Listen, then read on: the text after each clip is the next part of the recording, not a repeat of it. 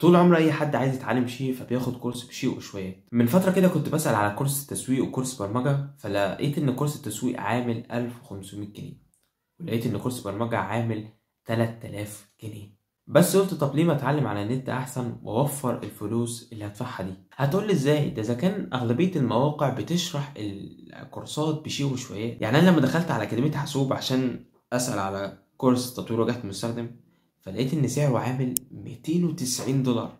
انت متخيل الرقم $290؟ انت لما تيجي تضرب الرقم ده بالجنيه المصري هيوصل حوالي 9000 جنيه. يعني ايه الرقم المهول ده؟ يعني هنجيب منين؟ يعني مين اللي هيدفع 9000 جنيه عشان يتعلم؟ طب تصدق بقى انك تقدر تاخد الكورس دوت بالمجان من غير ما تدفع ولا جنيه؟ هتقولي ازاي؟ هقول لك ده موضوع حلقة النهاردة، يلا بينا.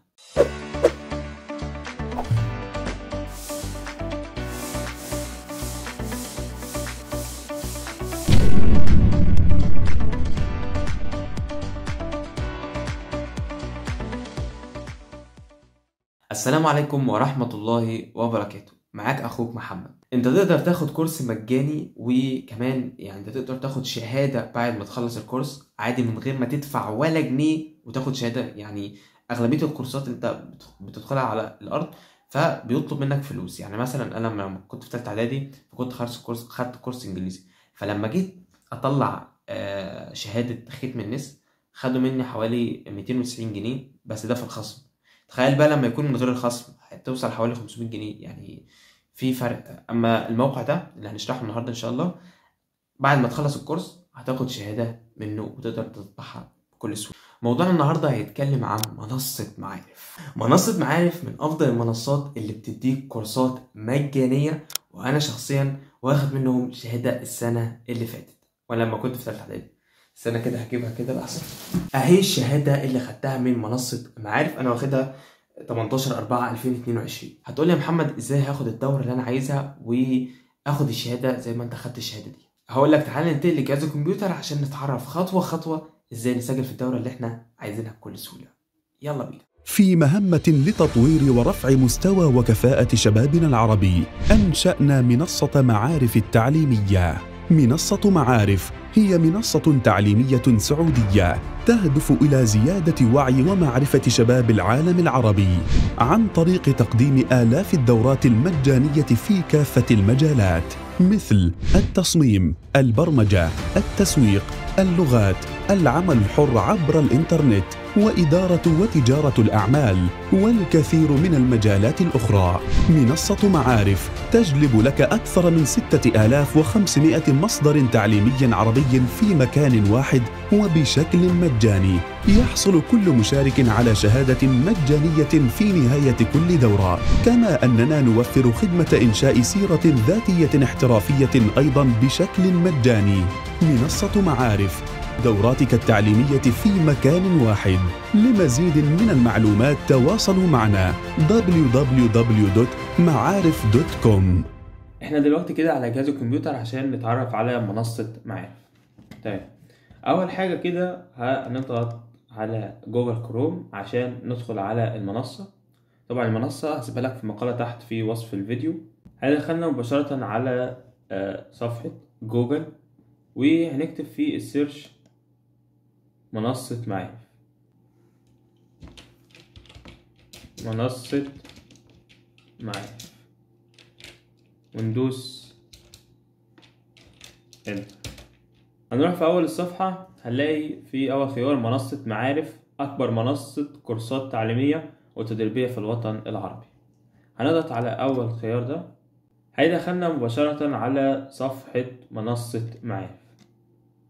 هي دي منصة بتقدم لك كورسات يعني في جميع المجالات، كورسات كتيرة جدا، وتختار المسار اللي انت عايزه، سواء برمجة، انجليزي، هندسة، جرافيكس، طب، فنون، ادارة، تكنولوجيا معلومات، لغات، جميع تصميم مواقع. ويعني تحت كل قسم بتلاقي هنا مثلا اتنين على قسم التسويق 284 ألف طالب درسوا التسويق. في مثلا في الأشغال المنزلية 517 ألف طالب درسوا الكورس ده. في اللغات 518 ألف طالب، فتحت كل قسم بيعرض لك كل الطلبة اللي شاركوا في الدورات دي. طبعا احنا انا دلوقتي انا عامل حساب، بس انا هلغي حسابي دلوقتي عشان اعرفكم ازاي تسجلوا في المنصة ديت الاول، عشان مش هتنفع تسجل في اي دورة في منصة معارف الا لما يكون عندك حساب. دي الصفحة اللي هتخش عليها، هتكون بالنسبة لك دخول وانشاء حساب، دخول وانشاء حساب. انا عشان مسجل قبل كده فهدوس دخول، انت عشان اول مرة تدخل فهتدوس انشاء حساب. هنضغط على انشاء حساب، هيدخلنا مباشرة على الصفحة دي وهي إنشاء حساب جديد. أهو بيقول لك بعد إنشاء حساب داخل منصة معارف سوف تستطيع دراسة أكثر من 10,000 دورة تدريبية وإمكانية استخراج شهادة معتمدة مجانا. هنكتب في الاسم فوق وليكن محمد محمود محمد السيد، وهنكتب بقى اللي هو البريد الإلكتروني، وهنكتب كلمة السر، والكلمة السر اللي كتبناها فوق هنكتبها مرة تانية في إعادة كلمة المرور. وبعد ما اكتبه هروح دايس على انشاء حساب، دايس على انشاء حساب، وكده الحساب اتعمل معايا. وممكن بقى تدخل على طول من غير ما تعمل الدوشه ديت، ممكن تروح دايس عن طريق الدخول السريع. هتروح ممكن تدخل باستخدام الفيسبوك او تدخل باستخدام جوجل. يعني مثلا انت لو عامل حساب على جوجل، استنى لما نلغي النوتيفيكيشن ديت بس، عشان باستخدام فيسبوك هتضغط، اول ما تضغط عليها بيدخلك على صفحة بيعرفك لو انت عامل كذا حساب فهتختار الحساب اللي يناسبك. بالنسبة لجوجل بس احسن حاجة الدخول باستخدام جوجل. لو انت عندك بقى حساب قبل كده فممكن تدوس على لديك حساب بالفعل، او ممكن تضغط على كلمة دخول اللي في اعلى الصفحة من فوق. هدوس على لديك حساب بالفعل. تمام، انا هكتب طبعا البريد الالكتروني بتاعي والرقم السري، وبعد كده او الباسورد. و بص هنا بقى فيها اسئله، لو انت عايز مثلا تتعرف على المنصه اكتر. دي عباره عن اسئله، يعني مثلا بقول لك هل كل الدورات بيها شهاده اعتماد؟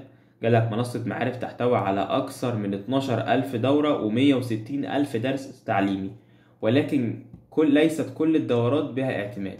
على فكره المنصه ديت يعني مش كورساتها كلها بالعربي، في دورات هتلاقيها بالانجليزي. يعني مثلا انا من حوالي يومين كنت دخلت على المنصه ديت عشان اتعرف على شات جي بي تي، فلقيت ان في واحد بيعلم شات جي بي تي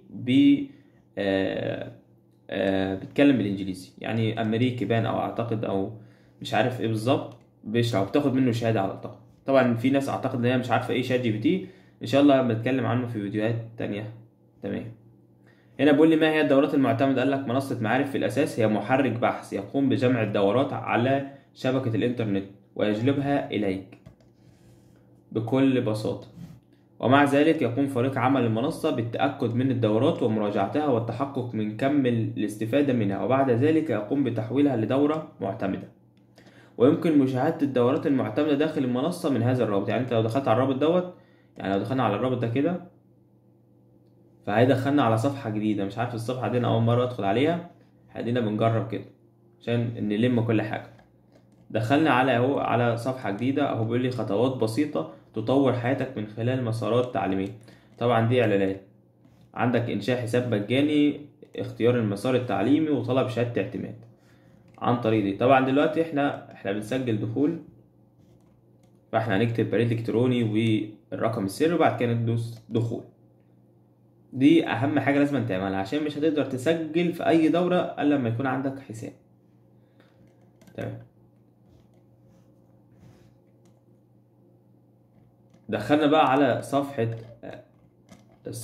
بتاعت معايا، بس احنا مش عايزين الصفحه دي، احنا عايزين الصفحه بتاعتنا اللي هي الصفحه الرئيسيه. الغي دي كده. تمام،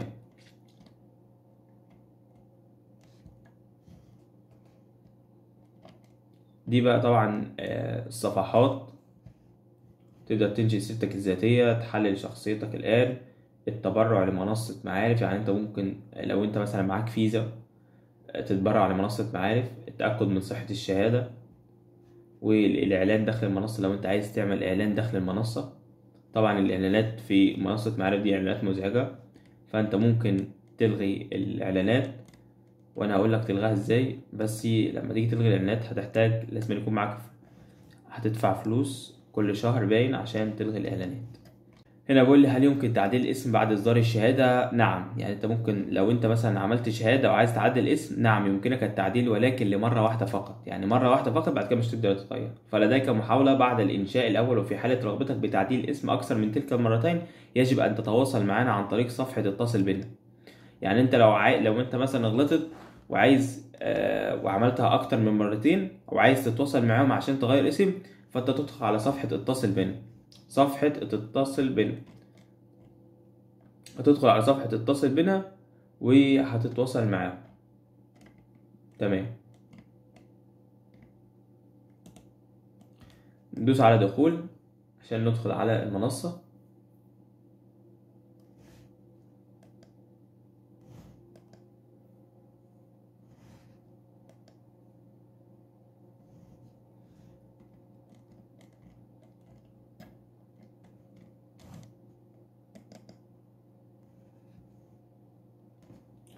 ادي هي الصفحة بعد ما عملنا الحساب. فانت ممكن تنشئ سيرتك، السيرة الذاتية بتاعتك اللي هو السي في. طبعا اي منصة بتوفر الموضوع ده، يعني في منصة ادراك هنتكلم عنها قبل كده ان شاء الله في فيديوهات قادمة، وهو قبل كده ذكرتها في فيديو بس مش عارف مين اللي لاحظ. طبعا هنا اشهر الدورات التدريبيه بقى اللي هي ايه، اللي هو اللي ليها طلب متزايد عليها. عندك كورس تعلم اللغه الانجليزيه من الجامعه البريطانيه، طبعا دي بين اعتقد بالانجليزي. كورس ICDL كامل للمبتدئين، ده شرح عربي، يعني في حد عربي بيشرح كورس ICDL. كورس تعلم برنامج اكسل كامل شرح عربي للمبتدئين. ودي طبعا اعلانات، لو انت عايز تقفل الاعلانات هتدوس على اخفاء جميع الاعلانات من هنا. طبعا محدش بيعمل ده بس عشان ايه، نعمل نوفر كل المعلومات. يعني اختيار مدة الاشتراك، انت ممكن بقى تدفع لمدة 3 شهور هتدفع $7، ولا ده الأكثر طلبا، يعني ده أي حد بيعمل فبروح تدفع $7 لمدة 3 شهور. لو انت بقى عايز تدفع شهر واحد فتدفع $3. تمام. دلوقتي احنا مش عايزين ده، هو نرجع تاني. انت دلوقتي ممكن تسجل اعلان مجانا. طبعا احنا دلوقتي انت ممكن تختار المسار التعليم بتاعك. لو انت مثلا عايز برمجيات، هنا 3 مليون طالب، عدد مهول يعني. انجليزي 1 مليون، هندسة، جرافيكس، طب. هنا عايز اوريك على الشخص اللي كان بيشرح شات جي بي تي، كنت سجلت قبل كده في مصر مش سمعت. هنا ربح من الذكاء الاصطناعي اللي هو شات جي بي تي، بس مش هو ده، كان في واحد تاني هوريك. برمجة من 6 سنوات. لو مثلا عندك ابن او اي حد عنده 6 سنين، تخش على الكورس ده، هيعلم الاطفال من سن 6 سنين البرمجة. تاني حاجة عندك هنا الخوارزميات واهمية تعلمها. كورس انت بقى بتدخل، بص هو عشان تعرف ان الدورة ديت فيها شهادة ولا لا، انت بتبص على كل دورة دي، هتلاقي العلامة الصفراء دي. العلامة الصفراء دي بدل في علامة صفراء هنا كده، يبقى اعرف ان في شهادة هتاخدها بعد ما تخلص الدورة. يعني معظم الدورات عليها ليها شريط اصفر كده. الشريط الاصفر ده، لما تلاقي الشريط الاصفر ده على الدورة اعرف ان ده هيكون في دورة، هيكون في شهادة اصلا. هو ده الدورة اللي كنت بتكلم عنها اللي هي بتاعت شات جي بي تي. وانت بتخش على، انا دخلت عليها، الشخص اللي بيشرح فيها هو شخص بيشرحها بالانجليزي. تقدر انت بقى الفيديو اللي على الشمال دوت بيشرح لك المقدمة عن الدورة، هيشرح ايه بالظبط. يعني مثلا لو دوسنا عليه كده فهيجيب لي منصة اليوتيوب وهيشرح مقدمة عنه. تقدر انت مثلا تسمع الفيديو ده وشوف هو هيشرح ايه. ان شاء الله هبقى نعمل فيديوهات عن شات جي بي تي، عشان هو يعني موقع عظيم جدا جدا جدا، انصح اي حد بيه.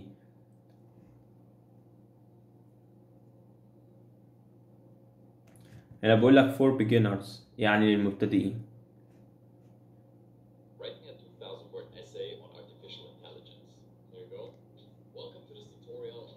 زي ما قلت لك كده، هو بيشرح، هيعرفك ازاي تبدأ في شات جي بي تي. دي بقى الشهادة اللي انت بتاخدها، شهادة انجاز تدريبي، دي اللي خدتها السنة اللي فاتت. خطوات الحصول على شهادة دورة شات جي بي تي. اول حاجة يجب ان يكون لديك حساب داخل المنصة، وده عملناه. لازم تشاهد كل الدروس، ولازم متابعة تقدمك بالدورة من خلال لوحة التحكم. هوريك ايه هي لوحة التحكم. بعد انتهاك من الدورة ثم يتم إرسال إشعار لك من المنصة. هتخلص الدورة هيرسل إليك شعار من المنصة يقول لك أنت أنهيت الدورة وتعالى استلم الشهادة بتاعتك. تقوم بكتابة اسمك باللغة الإنجليزية أو العربية للحصول على الشهادة. يعني السنة اللي فاتت أنا لما دخلت أطلب الشهادة فقال لي خيارين، عايزها باللغة العربية ولا باللغة الإنجليزية. أنا بقى خدتها باللغة العربية لأن كان شكلها كان جامد بالعربي، بالإنجليزي مش حبيته. بس على فكرة اللوجو بتاع منصة معارف مش كان كده السنة اللي فاتت. يعني لو حد شاف الشهادة اللي عرضتها في فيديو من شوية لو مش هتلاقي اللوجو ده مش كان موجود، ده هي اتحدثت يعني. دي طبعا عدد الدروس بيقول لك في الدورة دي هتاخد 10 دروس، يعني كل يوم تاخد كده درس. ده رقم 1، ده رقم 2، ده رقم 3، 4، 5. تبدأ بقى في كل حاجة. بعد ما تخلص يعني مثلا وليكن احنا دخلنا هندوس على استكمال الدورة عشان احنا لو عايزين نستكمل في الدورة، او how to use ChatGPT by OpenAI for beginners للمبتدئين. طبعا انت ده اول فيديو هتسمعه، تمام؟ تسمعه وانت بتسمعه هتلاقي الشريط اللي هو الازرق ده بيتحرك ناحية الشمال مدة مشاهدة الدرس. يعني مثلا لو سمعت شوية منه مش كملته تسمعه. شريط تقدمك بالدورة، يعني مثلا انا سمعت شوية فهو الشريط الاخضر بيتحرك ناحية الشمال. اول ما الشريط الاخضر ده يتملي كله يبقى انت كده خلصت الدورة، مبروك عليك وتقدر تطلع الشهادة في اي وقت، تمام؟ دي طبعا كل دورة. بعد ما تخلص درس تروح دايس على الدرس القادم اللي بعده والدرس اللي بعده وهكذا. وبعد ما تخلص بتطلب بقى شهادة. بتجيبها منين؟ شهاداتي بقى هنا، تمام؟ مش عارف الشهادة بتاعتي موجودة على المنصة ديت ولا ايه، بتاعت السنة اللي فاتت. اعتقد مش موجودة، اعتقد اهو زي ما اتكلمت اهو، في شهادات باللغة العربية وفي شهادات باللغة الانجليزية.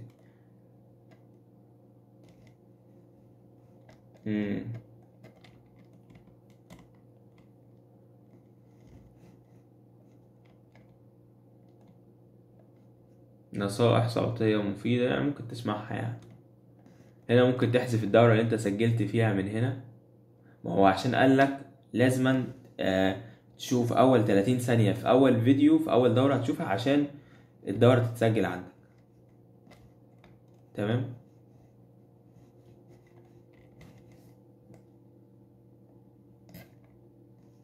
وهنا المسارات المعتمدة عندك بقى، ممكن تلقى افضل الكورسات. دوس على افضل الكورسات من هنا. افضل 500 دورة تدريبية اونلاين مجانية، استاذ ابراهيم عادل موجود هنا. وعندك تعلم البرمجيات، دبلوم التعلم البرمجيات بلغة بايثون. طبعا لغة بايثون يعني بيقولوا ان هي لغة سهلة يعني. عندك هنا الرسم الهندسي باستخدام برنامج اوتوكاد، تقدر تتعلم الفوتوشوب. هنا الدورات ديت احنا داخلين على قسم افضل الكورسات. افضل الكورسات يعني الكورسات اللي عليها طلب متزايد، تمام؟ عندك هنا تعلم برمجة بلغة C++.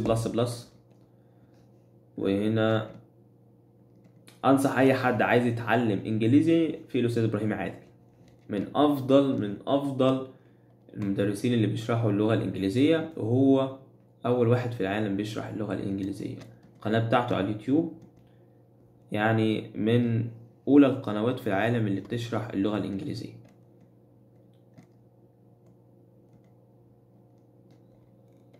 طبعا يعني انا لو حبيت اوصف كل حاجة في الدورة دي او الدورات انا مش هخلص. يعني عندنا من هنا للصبح عشان نشرح فيها وبرضك مش هتخلص، لان فيها كمية دورات ما تتوصفش.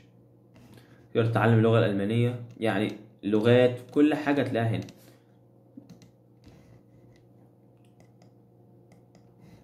هي الدورات اللي موجودة على المنصة هنا معظم الدورات ديت هي يعني جاية من على اليوتيوب.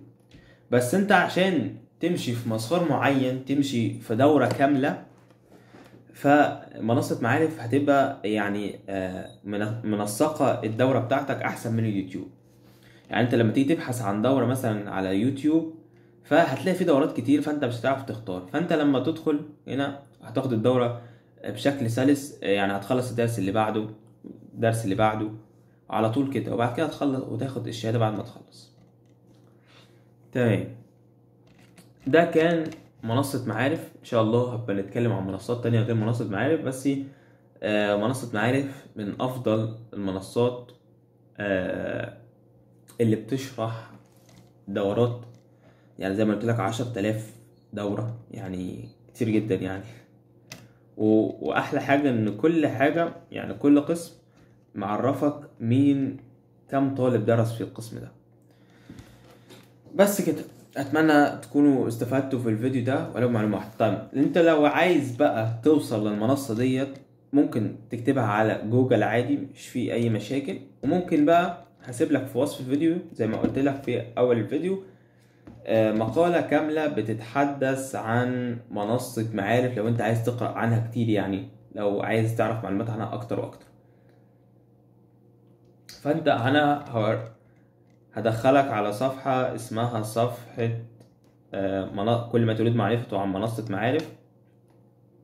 انت اول ما تضغط على الرابط اللي موجود في الديسكريبشن هدخلك على الصفحة المباشرة دي، او حول منصة معارف. هنا بقى كل الكلام اللي اتكلمته في الفيديو هتلاقيه هنا، يعني مكتوب هنا في كل حاجة: كيفية معرفة مدى تقدمي في الدورة، كفاءة المعلمين، كيفية تسجيل في المنصة. وده كان يعني لو انت عايز تسجل من على التليفون. الخطوات اللي شرحتها على الكمبيوتر هي اللي بتطبق على التليفون. هنا مقالات ذات الصلة، طبعا احنا مش عايزين ده. انت لما تنزل في الاخر خالص هتلاقي رابط منصة معارف من هنا، هتضغط على رابط منصة معارف من هنا، تضغط عليها، واول ما تضغط عليها هيدخلك على صفحة اللي هي صفحة اختصار الرابط اللي هي تحميل يعني. هتستنى 10 ثواني. على فكرة الصفحة دي عاملها من شات جي بي تي على فكرة. طبعا هنشرح موقع شات جي بي تي عشان يعني هو موقع غني عن التعريف. داونلود ناو، هيدخلنا مباشرة على منصة معارف. بس كده، اتمنى اكون استفدت في الفيديو ده ولو بمعلومة واحدة. والسلام عليكم ورحمة الله وبركاته.